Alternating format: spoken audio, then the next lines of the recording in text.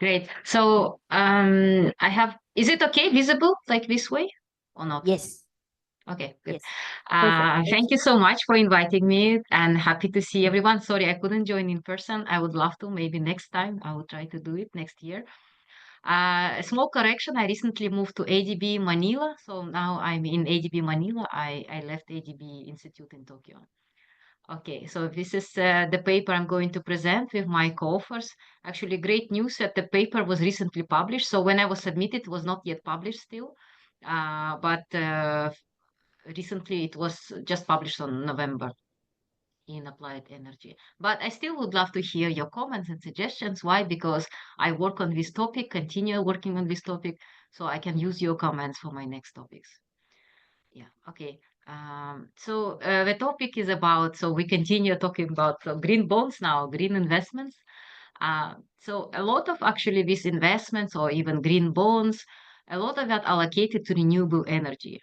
So far, one of the most attractive technology of in investments is still renewable energy because other some technologies like still expensive there are other reasons we're struggling to attract. So most of investments, green investments or green bonds, still goes to renewable energy. So that's why this is the reason why in this paper we wanted to focus on renewable energy particularly. Yeah, and as you know, renewable energy growing quite fast, but it's still not enough, like because still fossil fuel share of fossil fuel is growing because energy demand is growing also. So despite all these efforts to grow renewable energy, because we started from small and still it's not sufficient, still share of fossil fuel is large, especially in I'm talking about developing Asia. Yeah, so heavy reliance on fossil fuels. Yeah, and of course, so this one's showing. I'm talking. So here, this paper we focus on Southeast Asia. Why? Because as I told you, particularly in developing Asia, um, fossil fuel share is quite high. So here I wanted to look at Southeast Asia. Southeast Asia has abundant solar energy, right? Quite attractive, but still renewable energy, although it's growing, but still low share. So you can see on this graph investments in renewable energy in Southeast Asia. So although solar energy is quite abundant, but investment is another thing. There are many issues with exchange rate, with policy stability, and so on, right? There are different issues in countries. So this is renewable energy trend over time. You can see, like recently, Vietnam really growing fast. I heard they even has some problem with intermittency because the renewable energy was growing so fast. But generally overall, comparing to the world, it's not that strong growth because you can see if you check it globally on the right hand side. Let me take the laser. Okay, so if you look at the right hand side, the percentage shows renewable energy investments in is a share in global investments. And you can see it's still below 10. It's or below 10 or below 12, still below 12 percentage. Although Southeast Asia is a huge market, huge population. Then most of that in solar, I think that makes sense because as I said, solar energy is quite abundant in Southeast Asia. So right now I am located in Southeast Asia. So it's although it's the end of November, right? It's very hot, so we have many sunny days. Yeah. Okay. So now, um, let me- I guess you are familiar with the policy called feed-in tariffs, right? I think it's quite popular. I don't know if you have it in New Zealand or not, but many countries had it, and then they have already stopped it. Even they already shut it down, like UK, Australia, they have to shut it down. Because the countries use it as initial to boost market to have some to have initial investments, but once the market is can work without such support, then they remove it gradually.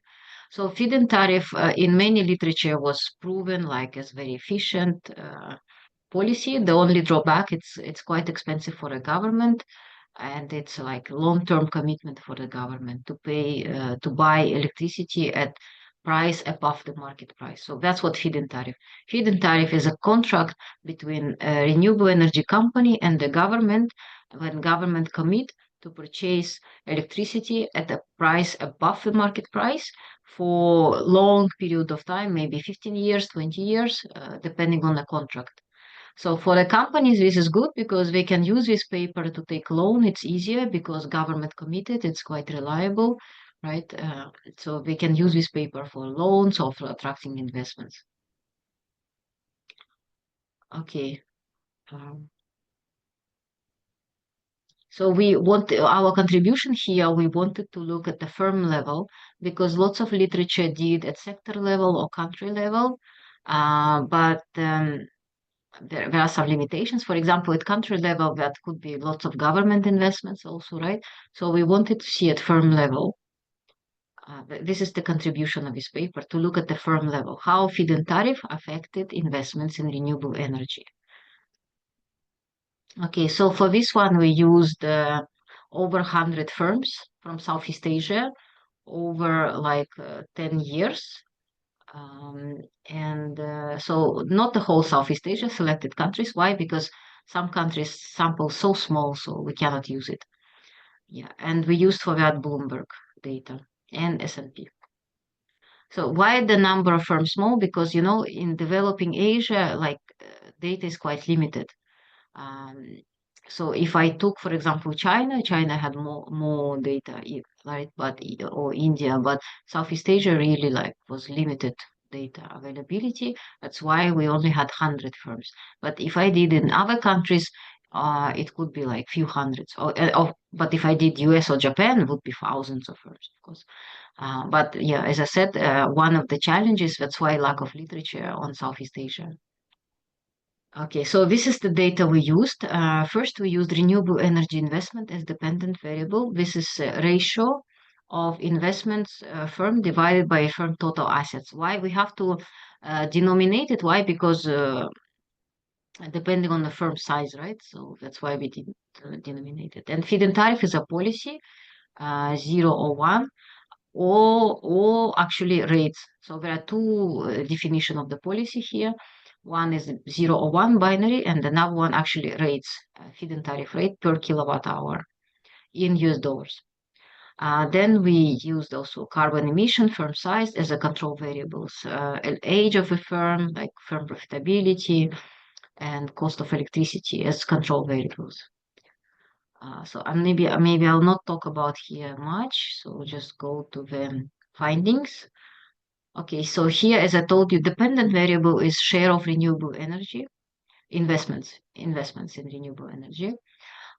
So then we see that feed-in tariff has significant and positive result. And then we also had breakdown by type of technology, solar. BGH means biomass, geothermal, hydrogen. Why? Because investments less on this type of so we had to merge them together. And solar, wind, and basically renewable investment. So we didn't see here a strong impact on other technologies, but particularly on solar. And so the positive impact of feed-in tariff, I think, driven by solar technology. Solar is the most competitive. That makes sense, I think, because the cost fell down greatly. Also, other advantages of solar, that it's easy to install, could be rooftop solar, and maybe easier in terms of permissions and so on. That's why it has the positive impact is driven by solar. Okay, then. Okay, so here, oh, sorry.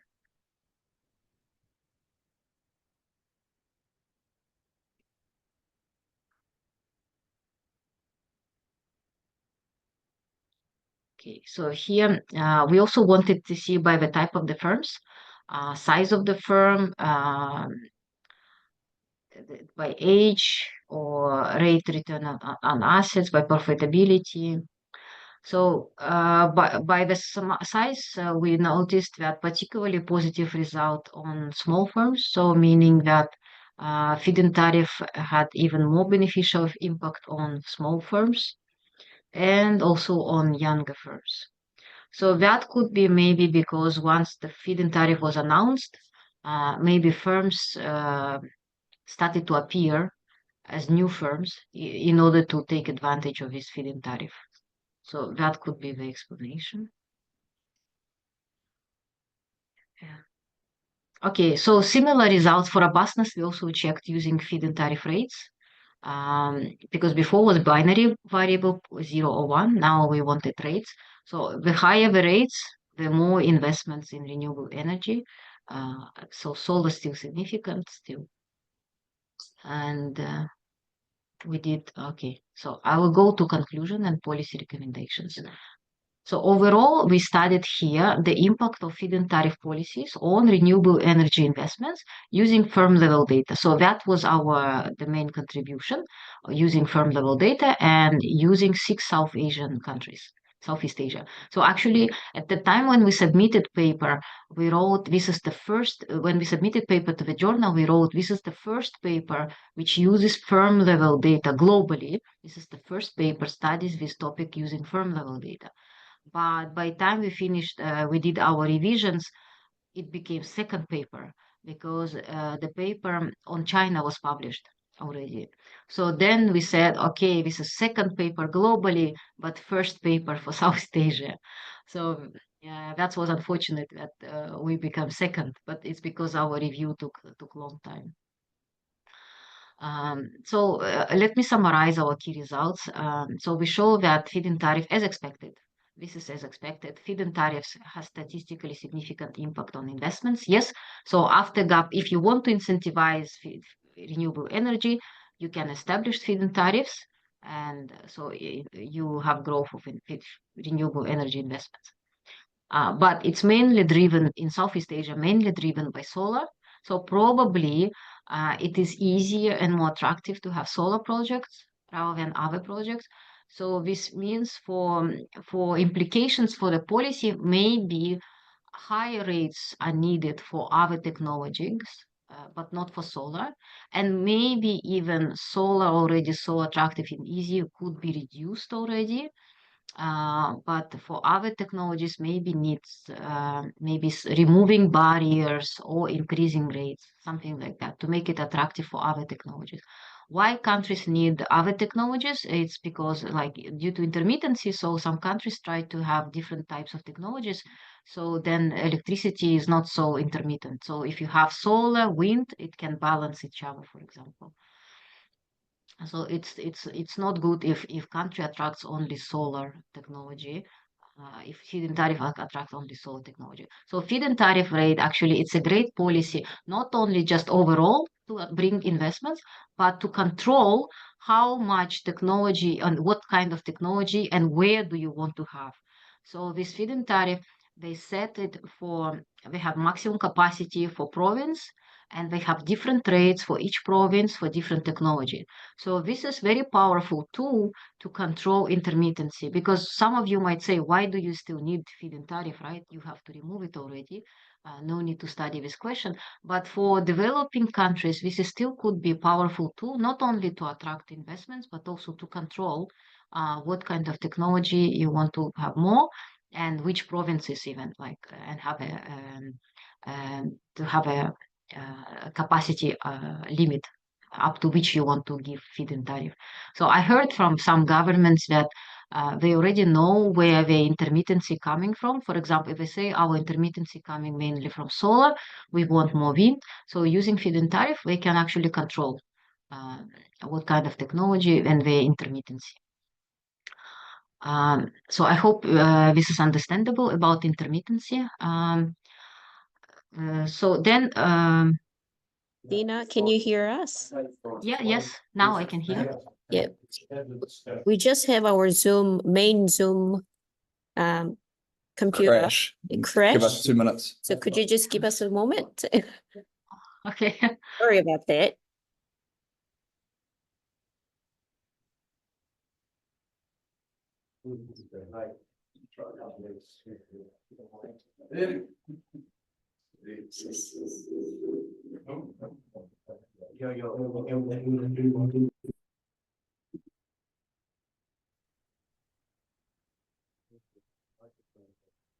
Can you say something? See if we can hear you. Yes, hello. Yes, can you hear Okay. me?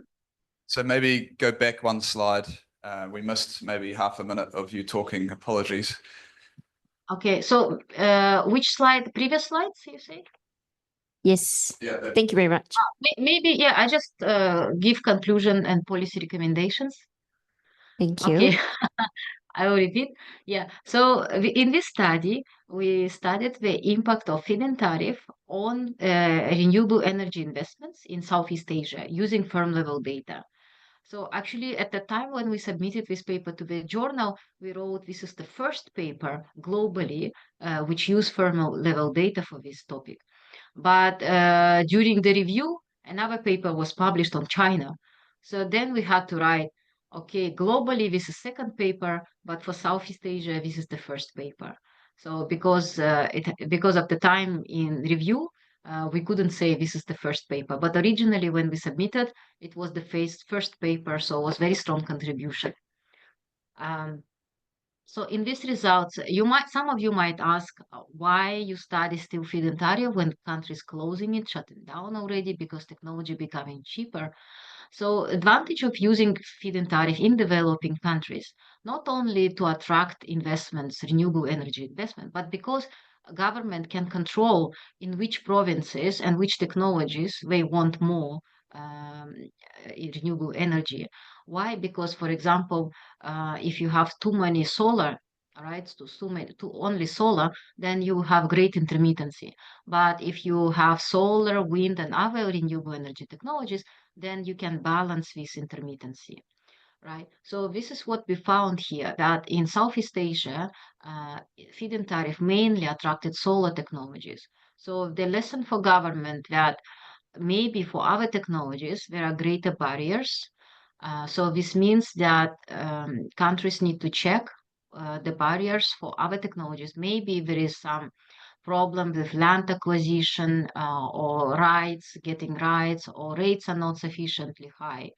While for solar, it's already quite attractive, so countries can even think that maybe they can reduce rates or even even maybe, I don't know, some way if needed, they can completely shut down for solar if it attracts so much. So I know in some countries, for example, not just Southeast Asia, I mean, generally, I heard some countries trying to limit solar energy installations because of intermittency, so they want more other technologies.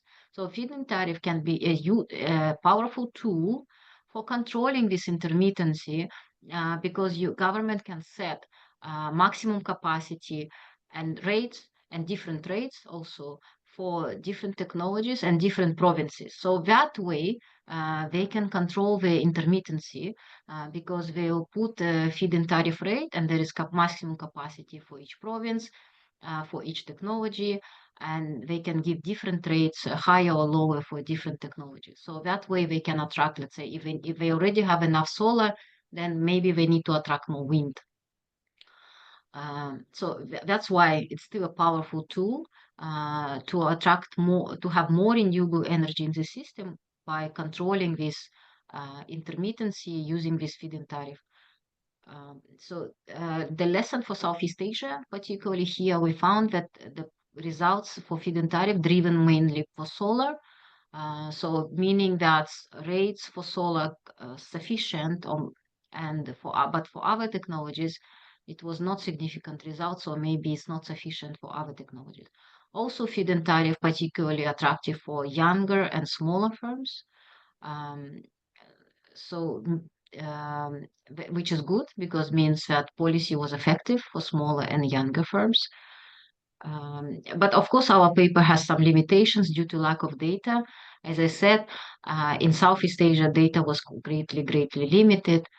So if I used other countries, we could have more data and more sample size. But we really wanted to produce a paper for Southeast Asia. So although paper is published, but I still would be happy to hear your comments. Why? Because I continue working on this topic and want to produce other papers on a similar topic. Thank you very much.